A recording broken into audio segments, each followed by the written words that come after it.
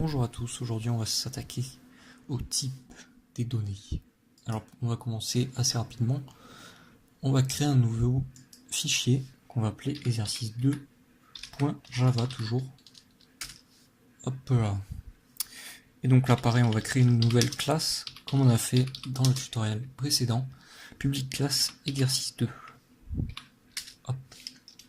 On va créer également un main.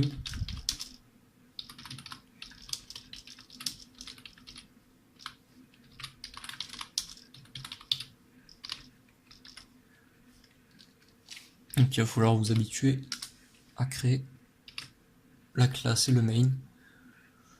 Une fois que c'est fait, on va voir les types les plus utilisés en Java, tout simplement. Donc il faut savoir qu'une variable possède obligatoirement un type. Chaque variable est typée en Java. On ne peut pas ne pas mettre de type à une variable. Donc pour définir une variable, c'est très simple. On va lui donner son type, puis son nom. Donc par exemple, si je veux définir un entier, donc un chiffre, un nombre, sans virgule, donc un entier, je vais écrire int, donc le type, int c'est entier, et son nom, par exemple entier, point virgule.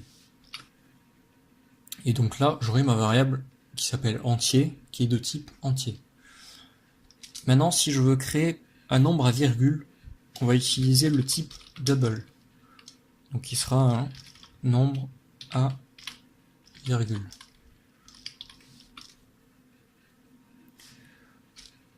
Donc il existe d'autres types pour les entiers et pour les nombres à virgule. Par exemple le short, le float, qu'est-ce qu'il y a d'autre? Le long. Il y en a d'autres. Mais nous on va s'intéresser surtout au int et au double qui sont les plus utilisés, les plus simples d'utilisation aussi. Qu'est-ce qu'il y a d'autre comme type? Donc il y a le type caractère, donc char, C-H-A-R, qui va nous permettre de créer une variable contenant un seul caractère. Donc on va l'appeler par exemple caractère.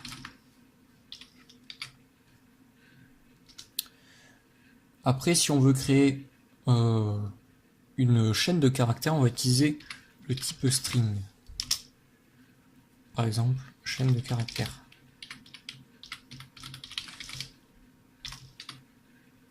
C'est un peu long comme nom. Et enfin, un des types les plus utilisés, c'est le type booléen. Donc ici, boolean. Je vais l'appeler boolean bool. Voilà. Donc ces variables, on va pouvoir leur donner une valeur directement à leur initialisation, tout simplement en rajoutant un égal et leur valeur. Donc pour un entier, par exemple, on va dire entier égale 1. Donc entier, c'est le nom de la variable. Nombre à virgule égale 1.5, par exemple. Caractère égale, attention là, il faut mettre des cotes, par exemple A.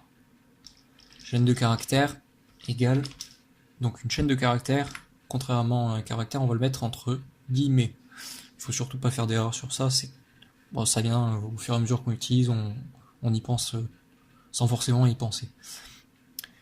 Donc une chaîne de caractères, par exemple, ceci est une chaîne, et un booléen. Donc un booléen c'est soit true, soit false. Donc voilà, ça ce sont les types les plus utilisés en Java. Et on va pouvoir voir comment on définit un tableau. Un tableau c'est pas un type, il va falloir le définir nous-mêmes. Et c'est vraiment très utilisé, donc c'est bien de savoir comment on fait pour créer un tableau. Donc on va l'appeler par exemple tab.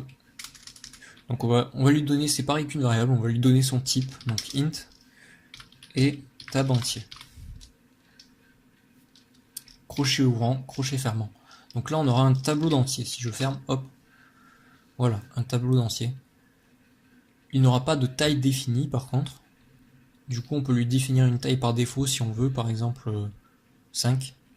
Ah non, c'est pas comme ça, pardon, c'est égal new int 5.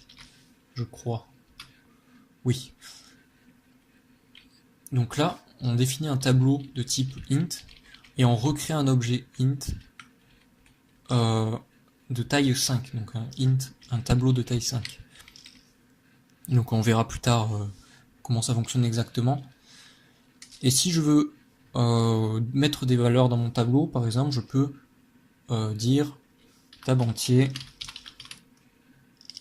égale entre accolades 0, 1, 2, 3, ah il manque un 0, 4, et donc là il nous manque une valeur 5, voilà.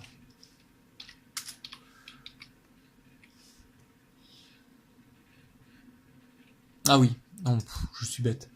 Donc on peut pas, très bien, c'est une erreur, j'ai fait exprès. On peut pas initialiser un tableau, on peut pas donner des valeurs comme ceci à un tableau lorsque ce n'est pas l'initialisation. Si on veut mettre des valeurs dans un tableau, il faut le faire directement à l'initialisation. Sinon, il faudra passer par l'indice. Ah oui, c'est vrai que si j'oublie les crochets. Voilà. Donc là, on aura un tab entier qui sera vide et qui aura une taille de 5. Et tab entier 2 qui lui contiendra des valeurs de type int, donc de type entier, qui contiendra les valeurs 0, 1, 2, 3, 4, 5. Et donc il aura une taille aussi de 5.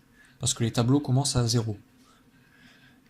Donc on verra dans un prochain épisode comment lire les valeurs qu'il y a dans un tableau et remplir un tableau pas à son initialisation. Donc ça sera très utile.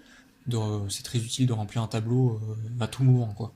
Parce que là on donne les valeurs du tableau directement à son initialisation et on va voir qu'il y a d'autres moyens pour donner des valeurs à un tableau. Voilà pour cet épisode. Du coup, n'hésitez pas, comme d'habitude, à me poser des questions dans les commentaires. J'y répondrai volontiers. À plus tard.